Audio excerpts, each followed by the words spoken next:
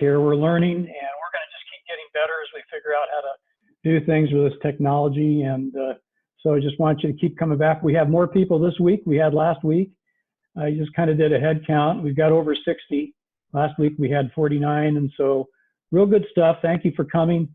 And and the imperfections aren't a big deal. The important thing is we can see each other's faces. There's a real connection, and it's just neat to be the body of Christ in this format. So thank you for coming, and be sure to invite others. And like I say, we're going to keep getting better. We've been going through the Gospel of John, and I want to bring a teaching out of chapter 8 that I think would be helpful in this time, because we're facing this health scare and then the economic crisis that's going along with it. And so a lot of us, are wondering what the future holds. There's a lot of uncertainty, fear, worry, anxiety, and so we face this thing. And so in times like this, it's really important to have something, or rather someone we can put our trust in. And of course, we know who that person is. It's Jesus. But Jesus is the one we can put our trust in. But why would we put our trust in Jesus? And well, in John chapter 8, we learn one reason is because he's God. He's not just a teacher. He's not just a guy who makes promises. He's not a motivational speaker. Jesus is God. He's God's son. And when he makes a promise, he can back it up. And this kind of goes along with our mission statement. Our mission statement is to experience God and reflect Christ. But understand, when we experience God, we experience him through Jesus. And so when we experience Jesus, we experience God. And so our mission statement could be experience Jesus, experience and reflect Christ. And that's exactly what we need to do. Now, one of the most amazing claims that Jesus ever made comes to us in John chapter 8. And it's in verses 56 and 59. And I'm going to start sharing my screen here. And here, get that going.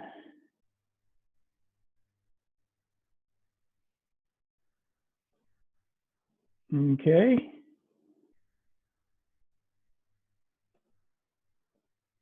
Can all of you see that? You can thumbs up if you need.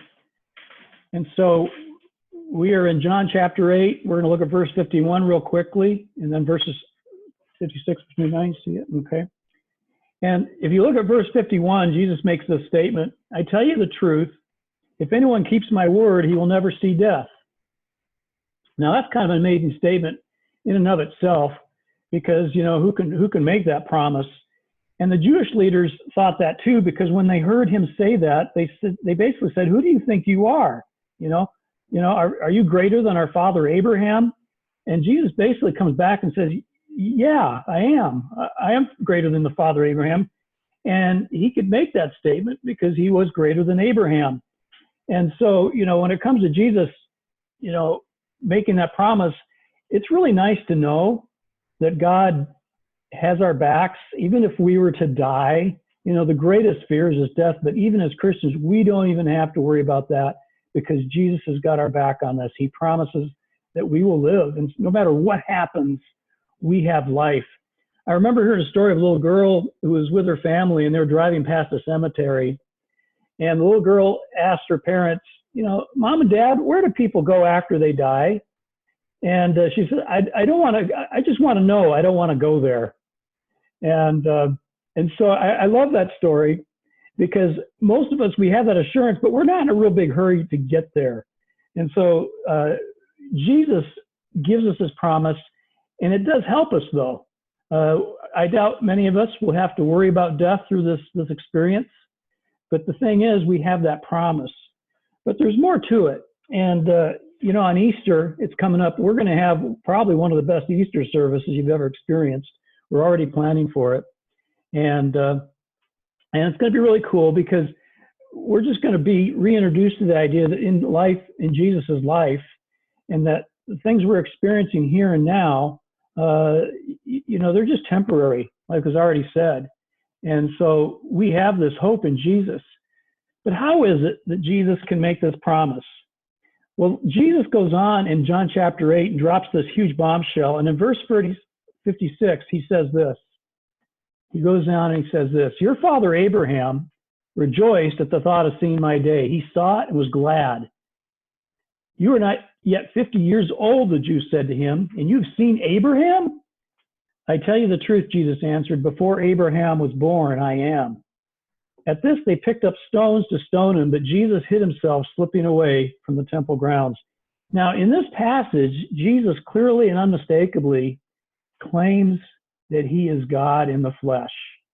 And so what I want to do is look at this passage and go through some observations that can, assure us that Jesus is the one we can trust in, and he's the ultimate one that we can anchor our lives in, even when life is really uncertain around us. The first thing I want to point your attention to is this phrase, your father. And Jesus is telling his listeners, Abraham is your father. He's not my father. My father is God. And back in verse 54 of John chapter 8, Jesus says, my Father, in whom you claim is your God, is the one who glorifies me. And so Jesus is basically saying, hey, you guys have Abraham as your father. My father is God the Father, and I am his son. And so that kind of gives some, background when we like John 3:16, for God so loved the whole world that he gave his only son, that who should ever believeth or trusteth in him should not perish, but have everlasting life. And so the first thing is Jesus claims that God's his own father, but he takes it a little farther. He goes on and says, Abraham rejoiced at the thought of seeing my day. He saw it and was glad. Now, this is kind of an odd statement. There's two things that Jesus is implying here. And Jesus is first saying that Abraham is not dead. The Jews were thinking Abraham has died long ago, but Jesus is telling us, no, Abraham never died. He's alive now, and he's watching what's going on right now. And so that's kind of cool. Again, it comes back to this idea that those who believe in Jesus will never die. But there's another implication here. And the question is, how would Jesus know this about Abraham? And the thing is that in this passage, Jesus is telling us that I have, he has inside information. He has outside information, actually, because he actually knows what's going on in heaven. And this is what Jesus means back in verse 23 when he says, you are from below, I am from above. You are from this world, I am not of this world. And basically, Jesus is telling us that, again, he's not limited by our frame of reference. We only see things temporarily. We only see what's going around us, and thus we get afraid and worried because we don't have that bigger perspective. But Jesus sees the big picture. He even knows at the moment that Abraham up in heaven is seeing him. And so, we have that. Again, this is more reason we can trust in Jesus. But Jesus goes on, and he says to them, before Abraham was born, I am. Now, look at that word before. That word before, literally, is he's saying that I existed before Abraham. That's quite a statement. And the Jews thought it was pretty wild too. But the point is that Jesus is not a temporary being like you and I. He's existed for a long time. In fact, it goes back to John chapter 1, where Jesus said in the beginning, or John writes, in the beginning was the Word was with God, and the Word was God, and he was with God in the beginning. Through him all things were made, and without him nothing was made that has been made. And see, Jesus is the Word. And not only has he been from the beginning, he was part of the very creation process. And he is the creator. And so again, we worry about our health. We worry about finances. We worry about our lives. But Jesus is the one who actually could bring all things into existence. He's the one that we put our trust in to get us through all things, no matter what happens. And we go a little bit further here, and this is what really is interesting. Jesus finally says, I am. And this is quite, a statement. Now, I'm not a real grammar expert, but if you read it, it doesn't sound right. He says, I tell you the truth, before Abraham was born, I am. And you look at that and he goes, the tense is wrong. It seems like he should have said, before Abraham was born, I was, or I existed. But that's not what Jesus said. He says, I am. And now that could just mean he's referring to his eternality. He always is present. But those of us who know our Old Testaments knows that Jesus is making a deeper, interesting statement here when he says, I am. And back in the Old Testament, we have a story where Moses is sent by God to go to the Israelites, and Moses is like, "Who am I?" And so he says to God, "Who should I say, is sending me? By what authority?" And God said to Moses, "I am who I am. This is what you are to say to the Israelites. I am has sent me to you." And what we learn is that phrase, "I am," was God's actual name in the Old Testament. And the Jewish leaders understood this. And it's very pronounced in the Greek language, because in the Greek language, you can say "I am" with just a little Greek word called "emi." That's "I am." But Jesus didn't say "emi." He said "ego emi." And ego is a word for "I." And so basically saying I am. Very pronounced and very emphatic. And Jesus is clearly applying to himself a name to the Jewish leaders that was only given to God the Father. And they understood this. They were pretty upset about this. And because of that, in verse 59, they picked up stones to stone him. And, this was not a misunderstanding. Jesus didn't go, "Hey guys, I think you got me wrong." Jesus clearly knew that he was, referring to himself as God. And later on, Jesus, would tell us, excuse me, "Do not let your hearts be troubled. Trust in God. Trust also in me." And the reason he can say that is because, man, he's not just a teacher. He's not just a motivational speaker.